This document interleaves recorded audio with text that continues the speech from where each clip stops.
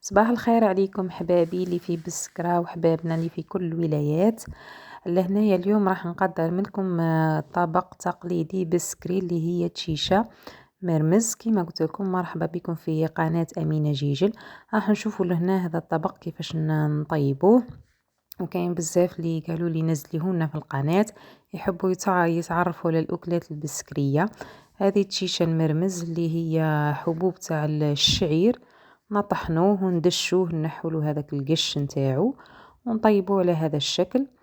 لهنايا راح نوريكم هذه التشيشة كيفاش مخدومة. ما على باليش اسكو كاينه في ولايات اخرين ولا ما كانش. انا جبتها من بسكرة كي هبطت لدارنا في بسكرة، جبتها بما انه وقت الفول والخردل اللي هو اللفت. راح نوريكم هنا كيفاش نطيبها، اللي هي هذوك نوريها لكم لهنايا. شويه الكاميرا راهي بعيده، نحاول نوريها لكم بالك تكون كاينه لهنايا. انا ما سقسيتش عليها كاينه ولا ما كانش. نجيب دائما من بسكرة تشيشة فريك، تشيشة مرمز، نجيب الشوربه فريك، ونجيب ثانيه راس الحانوت. هذو دائما نحب نجيبهم من بسكرة لاني ولفت بهم. كيما راس الحانوت اللي هنايا في جيجل ماهوش كيما تاع بسكرة، ما من مكونات مختلفة. وعلى بالكم باللي تاع الصحراء عندنا التوابل مليح بزاف. هذه هي، ها هي قربتها لكم الكاميرا، تجي شوية خشينة. راح نوري لكم كيفاش راح نطيبها. نبداو على بركة الله، وما ننساوش جمعة مباركة للجميع. راح نوريها لكم على طريقة جداتي. عندي لهنايا الفول أخضر، غسلته ونقيته قطعته هكذا قطع رقيقة. وعندي هذاك اللفس اللي هو الخردل، حنا بكري نديروها بالخردل العربي هذاك المشعر اللي يجي فيه الشعر، هذاك ثاني يجي حار وقاطع. وعندي لهنايا فلفل أخضر راح نلوحه في الأخر. وعندي القارص، هذو اضافات بك الزيتون والقارص. اللي ما يحبش يديرها ما يديرهاش، على خاطر مره واحده علقت لي كي درت الباطوط البسكري قالت لي احنا ما نحطوش القارص والزيتون كل واحد وهذا مجرد اضافات برك يعني. والقارص راح نديرها مع الفول ومع الخردل باش هذاك الفول تاعي ما يكحالش ومام طون تجي بنينه. وعندي لهنايا زيت ثاني، واش عندي هذو المكونات. وعندي لهنايا راس ثوم كبير لازم. وعندي لهنايا بوفجوخ جبته من بسكرة، الفلفل هذاك الاحمر والاخضر هذاك البالغ تاع بسكرة. نرثخوه بالملح وهكذا. هذا خدمته خدمناه في الدار في بسكرة، عطاتهولي امه. جبت شويه في بواطه هذا كما راكم تشوفوا. وإلا ما كانش المكونات تقدري تستغني عليهم. عندي لهنايا طماطم تاع الحب، هي تركب غير على طماطم تاع الحب، طماطم نباط ما نديرولهاش والتوابل ما فيهاش. وكاين يطيبوها بالكرشه في ايامات العيد كي تعود كاينه الكرشه والفتاوش هذوك المصارن نقطعوهم كامل ونديروهم معاها. ما تطيبش باللحم هي، وفي الايامات العاديه نديروها هكذا وحدها، لا لحم لا دجاج لا حتى شي، وتجي بنينه وهايله بزاف. راح نبداو لهنايا نعمر المرميطه تاعي بالماء ونسقوها بالفتات. الفتات اني كنت درتهولكم في فيديو من قبل، راح نعاود نحط لكم الرابط في صندوق الوصف باش تزيدوا تشوفوه وتتفكروا واش من فتات اللي راني نحكي عليه. لهنايا نعمر المرميطه، ندير فيها الماء، نحطو الساع يغلي باش نحط هذاك نطيب الفول والخردل هما الاولين. هنا ما فيهاش التقليه، ما عندك ما تقلي. نحط الفول هنا الخردل الاولين، ونحط نص كعبه تاع قارص، وندير الماء ونحطهم يغلوا يطيبوا شويه ملح. وعلى بالي دوك يجوني بزاف اللي يعلقوا يقولوا لي احنا ما نطيبوهاش كيما هكنا. احنا ما نطيبوهاش كيما هكذا. احنا في حد ذاتنا في بسكرة تختلف من منطقة لمنطقة. كاين يحطوا التشيشة هي الاولى في الماء طيب، ومن بعد يحطوا لها هذيك المكونات والفول والخردل. كاين يحطوا التشيشة مع الخردل طيب هي الاولى مع الفول. كاين يحطوا التشيشة والخردل الفول مع بعضهم يطيبوا الاولين. كل يعني بلاصة، وكل احنا في حد بلديات بسكرة تختلف من بلاصة لبلاصة.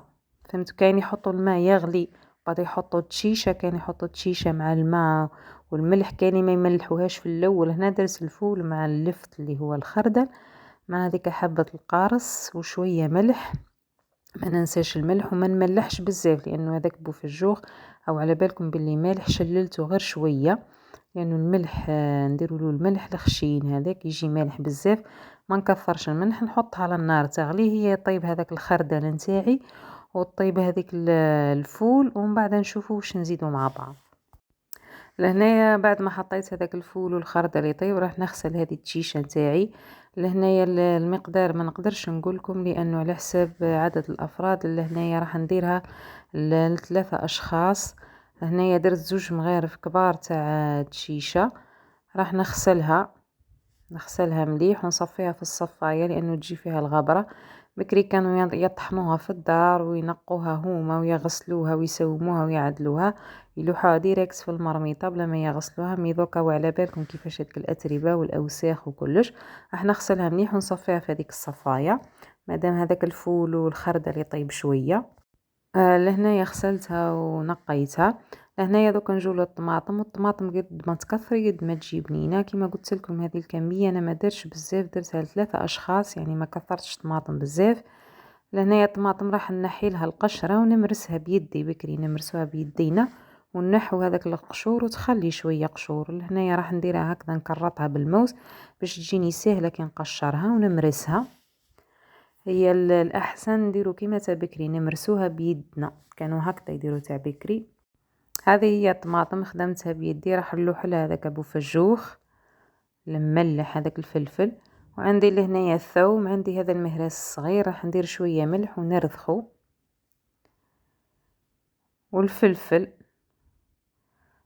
راح نخلي شويه نلوحو هكذاك في الاخر اخضر للتزيين، وهذا راح نرذخو مع الفلفل. الا درتي بوفجوخ تقدري ما ديريش الفلفل، مين نحب فيها الفلافل، هي حلاوتها كي تجي فيها الطماطم بزاف والفلفل والثوم، خاصه الثوم خيري راس كبير ومليح، وما يبانش ما يبانش فيها الطعم تاع الثوم ابدا، لانه تشيشه هكذا تجي. قد ما كثرتي الثوم قد ما تجي بنينه. حطيت شويه ملح لاني ملحت في الاول، وهذاك بوفجوخ مالح، ما نكثرش الملح بزاف. نردخ هكذا ونزيد نخلطها مع هذيك الطماطم. هذه نقولوا لها كيما نقولوا تشيشه فريك شاعثه، هذه الكلمه يقولوها في بسكره. كاين بزاف اللي يفهموا عليا. وكي تعود بالكرشه والفتاوش تجي ميدمه هكذا وخيثره ومليحه. هي من الاحسن تجي في الفتاوش. حنا نستنوا العيد الكبير الدواره هذيك تاع الكبش نقسموها على زوز، النص نديروه كمونيه والنص نديروه بالفتاوش ولا طرف شحمه. درت لها ثاني شويه تاع الزيت لانها ما فيها لا لحم لا دجاج لا حتى شيء. هذه الخلوطه واش نديروا لها، واني لحت هذيك التشيشه قبل الطيب مع الخردل والفول. كيما يطيب الخردل والفول شويه يدخلوا الطياب لوحي له هذيك التشيشه. بكر لوح هذه الطماطم والفلفل والثوم. نجيب لكم المرميطه نوري لكم لهنايا كيفاش. ها هي لهنايا التشيشه تاعي ذيك طابت شويه مع هذاك مع هذاك الفول والخردل. راح نلوح هذو المكونات كامل ونخليها تعقد تجي شويه خاثره، ما كيما نقولوا ماشي كيما شوربه فريك، كيما شوربه فريك هكا شويه خاثره، يعني ما تجيش ماء باش كي تسقي بالفتيس ما يعودش مبلول هكا مزلق كيما نقولوا. وهذا راح الفلفل هذاك راح نلوحه في الاخير. لهنايا راح نردها الطيب هذيك الطماطم يدخلوا المكونات في بعضهم. هذه هي النتيجة النهائية تاعها. شوفوا كيفاش جات خاثرة وملبية، ما ديروش فيها طماطم طلبات ولا فلفل احمر، هذه الطبيعية تاع بكري. شوفوا كيفاش جات خاثرة، ولازم ما تكونش فيها الطبقة تاع الماء هذيك من فوق. وكمية الماء انت اللي تتحكمي فيها، لما فطيب شوربة فريك ولما بالكوزينة راح تتحكم في الكمية. يعني ما عمري المرميطة حد منين هذوك الدرعين تاوعها، يعني ما زيديش. شوفوا كيفاش جات خياطرة لهنايا، ذقتها على الملح جات صواصوا. ولوحي لها في الاخر كمية تاع الدبشة القارصة فيها، تزيدي تزيني به من فوق مع شوية زيتون اخضر. راح نسقي لهنايا الفتات كنت طيبته من قبل. وكما قلت لكم وكاين في فيديو واحد اخر وريت الفتات. حطيت الفتات لهنايا وسقيتها، درت لها شويه قارص شويه زيتون. هذو الحوايج اختياريين نقولوا نعاود على خاطر على بالي دوك يجوني في التعليقات يقولوا لي علاش درت الزيتون ولاش. هذو للنكهه فقط. كاين ثاني داك الزيتون الحار اللي يجي مخلط تاع البرة ثاني يجي معاها بنين. نتمنى انكم تجربوا هذه الوصفة، واللي تتفرج ما تنساش دير لي تعليق ايجابي، وما تنسوش الاشتراك في القناة. هذه هي الوصفة تاعنا تاع اليوم. ما درتش الطعام، درت هذه تشيشة مرمز. لهنايا قارص راح نزين بيها برك للتزيين فقط، تعطيها بعصرة قارص. ونحب الدبشة انايا بزاف اليوم، ما كثرش لانه ما عنديش الدبشة بزاف. وهذه الدبشة كونجلي كيما نقولوا، ما اللون الاخضر تاعها ما بانش مليح. من الاحسن تشري الدبشة هكذا خضرة، تغسليها وتقطعيها ثم واش نقول لك، واحد البنة عالمية. وبالصحة ولهنا.